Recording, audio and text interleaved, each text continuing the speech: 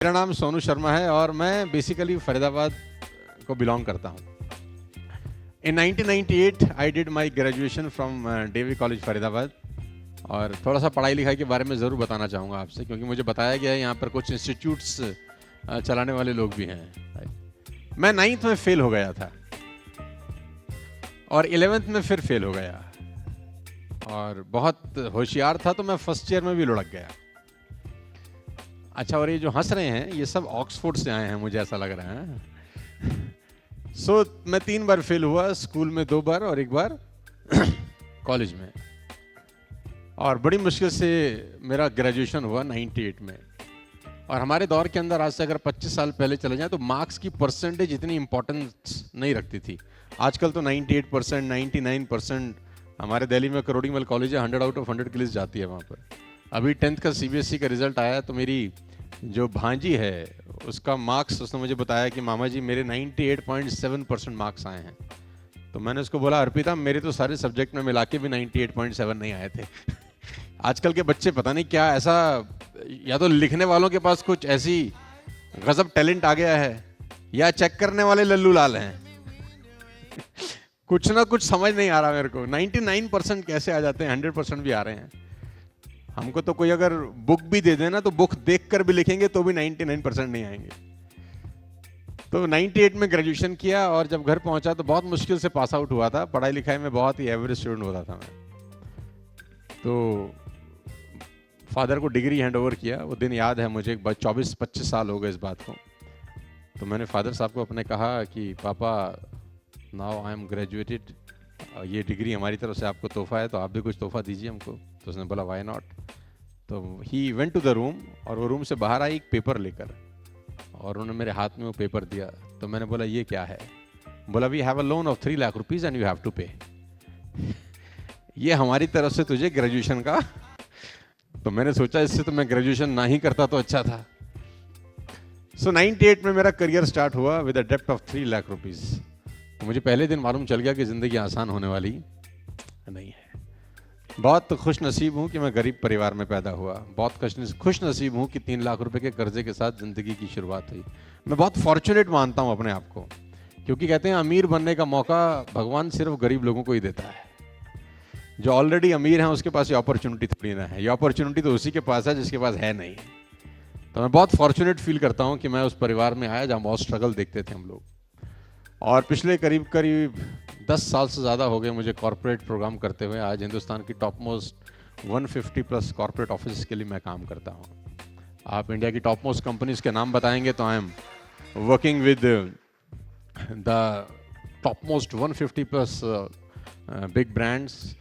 2300-2400 webinar किए हम लोगों ने सिर्फ कोविड के दौरान। जो 1.5 साल का कोविड था उसके अंदर करीब 2300-2400 इवेंट, एक दिन में 4-4, 5-5, 6-6 इवेंट भी मैंने अलग अलग कंपनीज के लिए किए।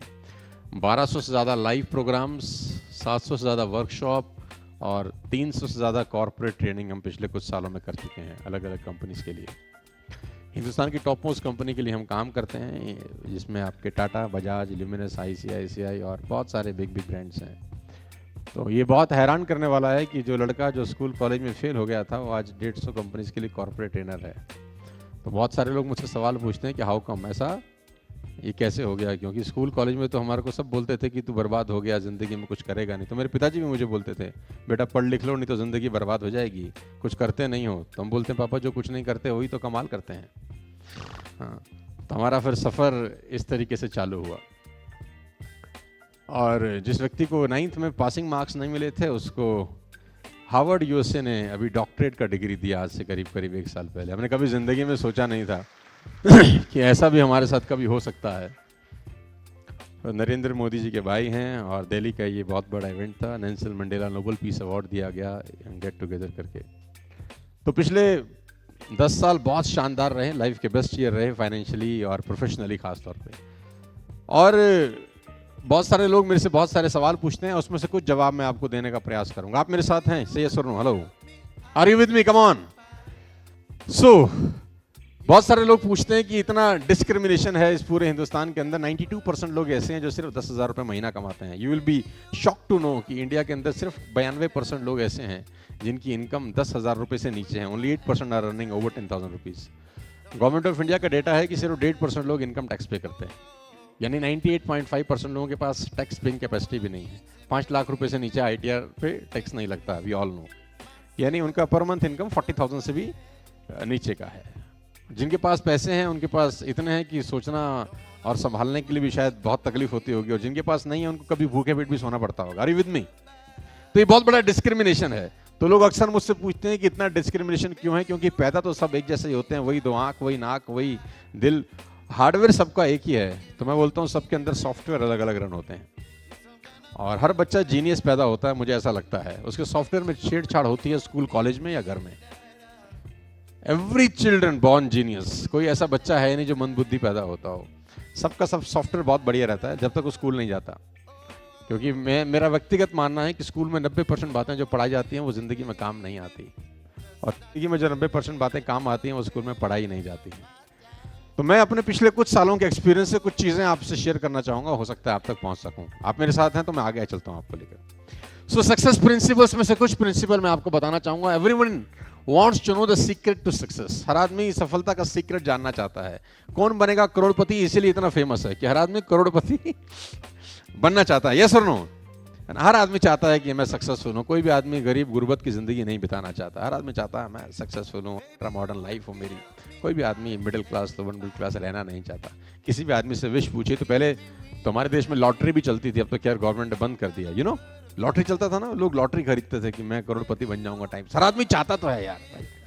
तो मेरे पास कुछ सक्सेस सीक्रेट है आपको देने के लिए, जो बहुत सालों से, बहुत टाइम से छुपे हुए थे। मैं खुद के लाया हूँ आपके लिए। जानना चाहते हैं तो बोलिए हाँ, कम ऑन। तो हुआ ऐसा कि एक आदमी ने डॉक्टर साहब को फोन किया कि डॉक्टर साहब, my wife is pregnant and the time has come, तो can you please come fast. Doctor ने बोला it took me 30 minutes for me to reach, so hold on, 30 minute मुझको लगेगा तो वेट करो।